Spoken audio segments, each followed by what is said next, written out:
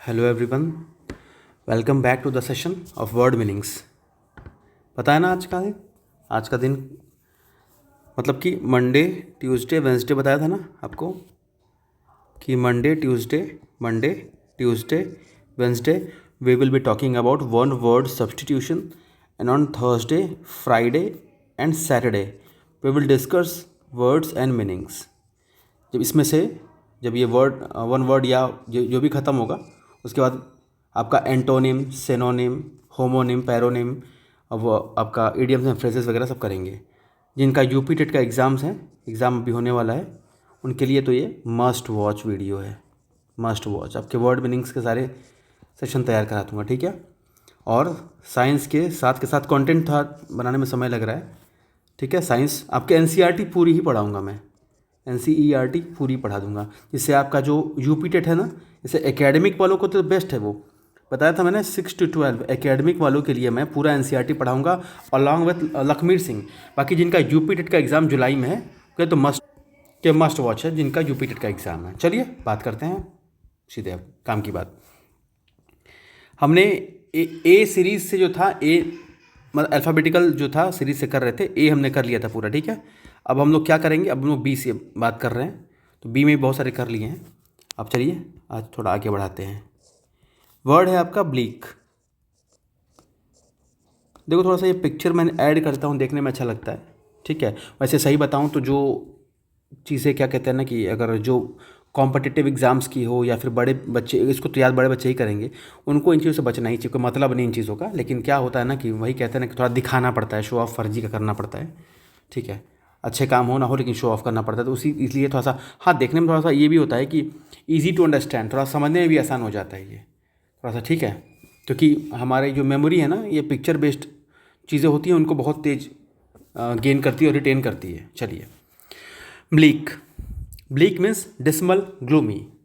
इसका मतलब क्या हो गया, ख़राब हो गया एकदम बेकार हो गया, इसका मतलब होता है ख़राब, ठीक है। इसको कैसे फर्स्ट ऑफ ऑल प्रोनाउंस कैसे करेंगे, ब्लीक बोलेंगे इसको, ब्लीक, ठीक है। इसका मतलब होता क्या है, इसका मतलब होता है ख़राब हो, बेकार हो। देखो बहुत सारे वर्ड्स इसका मतलब है, ख़राब, बेकार, और भी होता है इसका क्या, निराशाजनक, निराशाजनक, उदास, सारे इसके मीनिंग होते हैं, ठीक है। सूना जैसे, ठीक है। तो जैसे क्या होगा, इसका सेंटेंस दिया हुआ है यहाँ पे, Khyber pass is bleak throughout the year. मतलब खैबर पास एक जगह है, जो पास है, एक रास्ता है जो कि पूरे के पूरे साल एकदम बेकार रहता है। जैसे होता है ना कि बारिश हो जाए तो क्या होता है कि रोड एकदम चलने लायक नहीं होता, क्या होता है, तो रोड बिकम्स ब्लीक, या कहो डेसिमल ग्लूमी, कि रोड बहुत ख़राब हो गया, चलने लायक नहीं है, ठीक है। और भी करते हैं एक सेंटेंस अपनी तरफ से, the future the future looked bleak looked bleak the future looked bleak after the failure after the failure। इसका मतलब क्या हुआ कि भाई अब जो भविष्य है बिल्कुल निराशाजनक लगती है फेल होने के बाद। यानी कि मान लो आप यूपीएससी की तैयारी कर रहे थे, एग्ज़ाम दिए, प्री निकाले, मेंस निकाले, इंटरव्यू दिए, इंटरव्यू की वजह से आप फेल हो गए, आपका मेरिट लिस्ट में नाम नहीं आया, तो क्या हो गया, अब लगता है ना कि भाई अब हमारा जो भविष्य ख़त्म है, बहुत ज़्यादा बर्बाद हो गया, अब तो चीज़ें बेकार हो गई। तो इसका मतलब ये भी होता है कि भाई निराशाजनक है भविष्य हमारा, चीज़ें बिगड़ गई हैं मेरी अब, ठीक है। चलिए अब अगले वर्ड पे आते, 17th बोनांजा या बनांजा, NANZA पढ़ेंगे इसको, बनांजा, इसको ऐसे प्रोनाउंस करेंगे, बनांजा, ठीक है। समझते हैं इसका मतलब अब, wind fall sudden gain.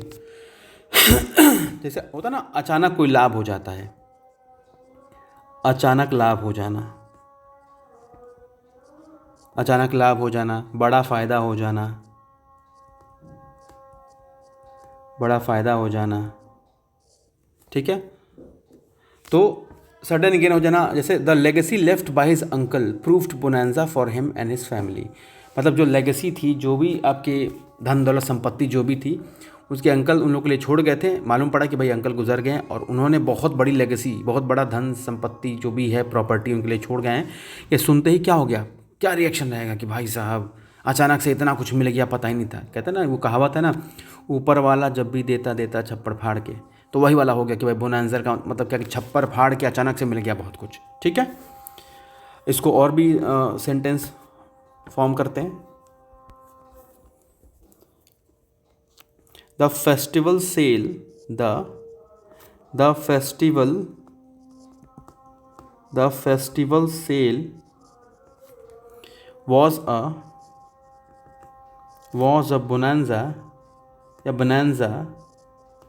a bonanza for the shoppers। मतलब क्या, फेस्टिवल आया, त्यौहार आया, तो दुकान देखते हो ना कितनी बढ़िया डेकोरेट करते हैं, तो खूब सारी बिक्री हो गई। तो अचानक ही लाभ हुआ ना कि भाई आज उम्मीद नहीं थी कि इस फेस्टिवल में इतना ज़्यादा बिजनेस हो जाएगा, तो हो गया। तो क्या हुआ, अचानक बड़ा फ़ायदा हो गया उनको। जैसे कोरोना आया था, कोरोना में क्या हुआ, कई लोग बर्बाद हो गए और उसी में कई लोग के लिए it just prove to be a bonanza, कई लोग के लिए बोनांजा भी साबित हुई कि भाई कई लोग बहुत ज़्यादा प्रॉपर्टी बना लिए हैं। ठीक है, नेक्स्ट इस, जैसे यहाँ देख लो, अचानक से पैसे रुपए मिल के खुश है। ये देखो ब्लीक के लिए रास्ता दिखा रहा है, कितना ख़राब रास्ता है ये। ठीक है, चलिए आगे बढ़ते हैं। Next is be little BELITTLE,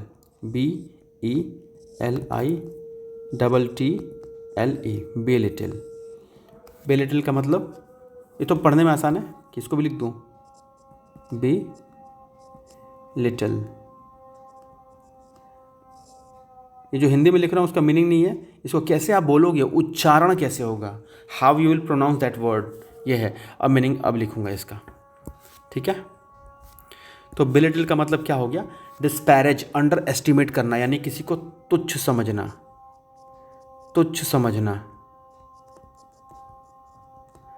किसी को छोटा समझना,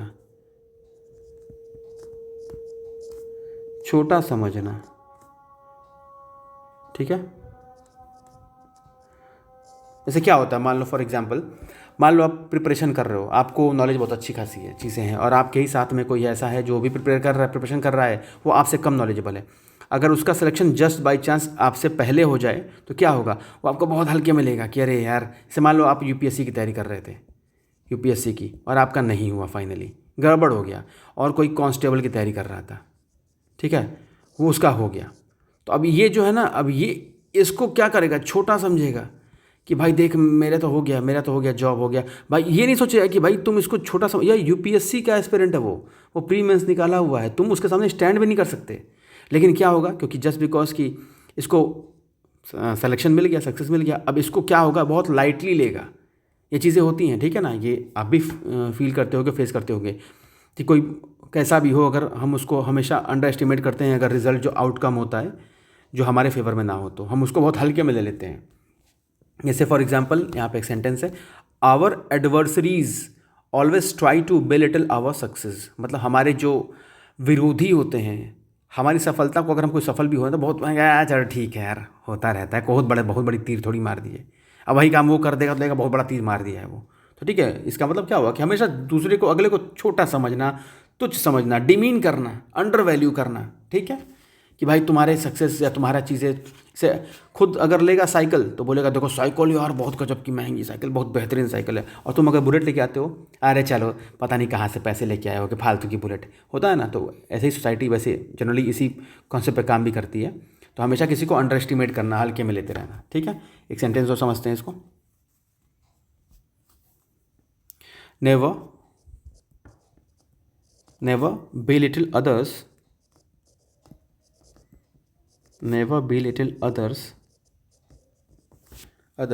for their mistakes,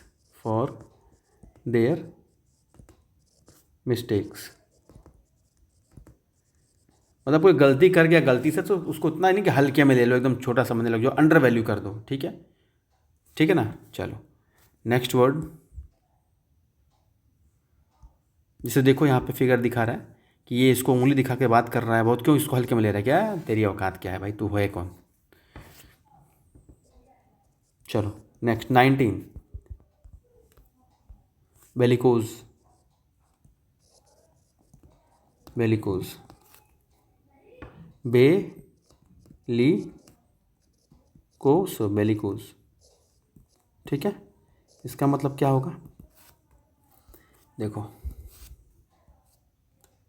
बेलिकोस का मतलब क्या हो गया, वॉर लाइक मिलिटेंट बेलिजरेंट, यानी कि क्या हो गया, मतलब जो झगड़ालू टाइप हो, लड़ाकू टाइप हो,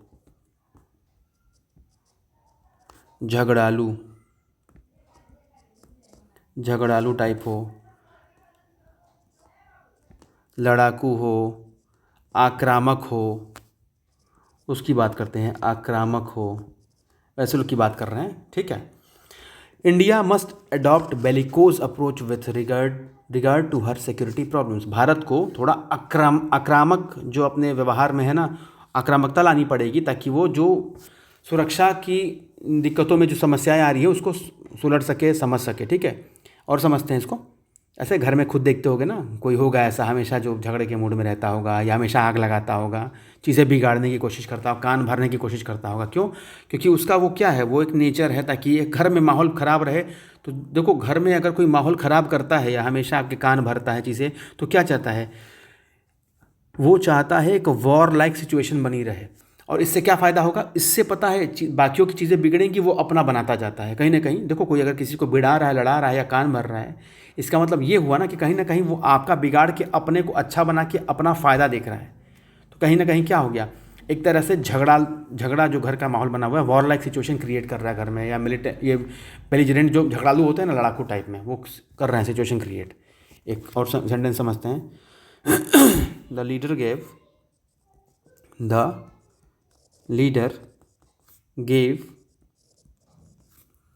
अ बेलिकोज स्पीच।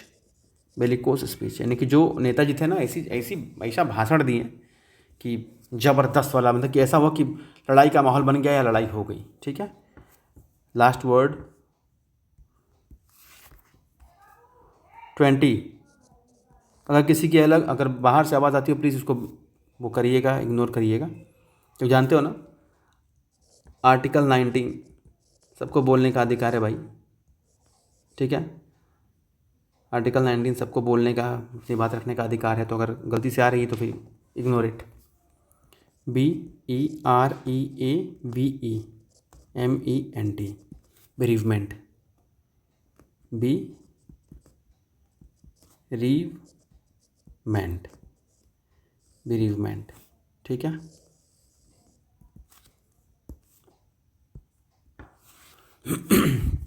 यानी किसी प्रियजन की मृत्यु, किसी प्रियजन की मृत्यु, कोई खास था और चला गया वो। Death of near and dear one, कोई बहुत खास था उसी की। On account of bereavement in the family he did not attend the meeting, मतलब घर में कोई ऐसा खास आदमी था जो चला गया, इसी वजह से वो मीटिंग अटेंड नहीं कर पाया, ठीक है। एक और सेंटेंस फॉर्म करते हैं। He took leave from work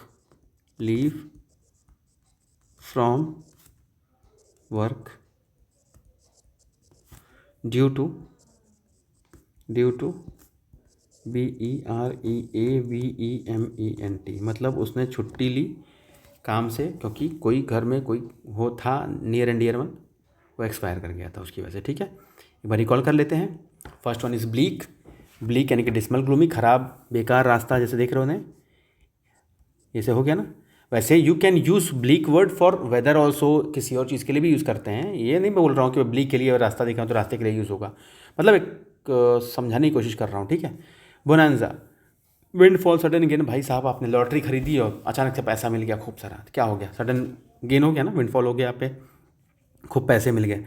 belittle, किसी को हमेशा हल्के में लेना, हमेशा उसको अंडर एस्टिमेट करना, लाइटली लेना, कि भाई तुम बेकार हो, तुम ऐसे हो, तुम वैसे हो। पता है, एक बात आपको बताऊं, साइकोलॉजिकली आपको बताऊं, अगर किसी को तो आप हमेशा हल्के में लेते हो ना, हमेशा किसी को अंडर एस्टिमेट करते हो, यकीन मानो आप पहली बात की अपनी इमेज ख़त्म कर रहे हो उसके आगे, दूसरी बात गुस्सा भरता जाएगा उसका आपके लिए, और एक दिन ऐसा आएगा कि जब फटेगा तो आपको बहुत बुरा आपके साथ होने वाला है।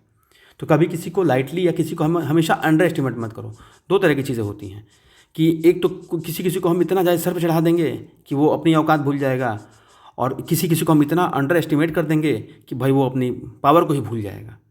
लगता है कि हाँ भाई, लगता है सही बोल रहा है, हम बेकार ही हैं। तो ये पता है, ये वर्ड ना बड़ा ख़तरनाक है, बहुत हिसाब से, क्योंकि पता है ये आप जो किसी को बोलते हो, किसी को अंडर एस्टिमेट करते हो, इससे आपकी इमेज भी ख़त्म होती है और हो सकता है उस बंदे का कॉन्फिडेंस भी ख़त्म हो जाए। तो बड़ा ये सोच समझ के इन चीज़ों को करना चाहिए। चलिए अगला है बेलिकोस, लड़ाकू। मतलब कोई घर में ऐसा हो जो हमेशा कान भरे, हमेशा आग लगाता रहता है, घर का माहौल ख़राब रहे, अपना फ़ायदा बनता रहे, ताकि वॉर लाइक सिचुएशन हो, लड़ाई झगड़े का माहौल हमेशा बना रहे। बेरीवमेंट मतलब किसी ऐसे क्लोज आदमी की डेथ हो जाना। ठीक है, इतना क्लियर है। चलिए अब जैसे अभी 5-5 कर रहा हूँ, अगर आप लोग कमेंट में बोलेंगे तो उसको 10 कर दूंगा। ठीक है, लेकिन आप लोग के रिप्लाई के हिसाब से। चलिए मिलते हैं फिर। Till then take care, bye bye.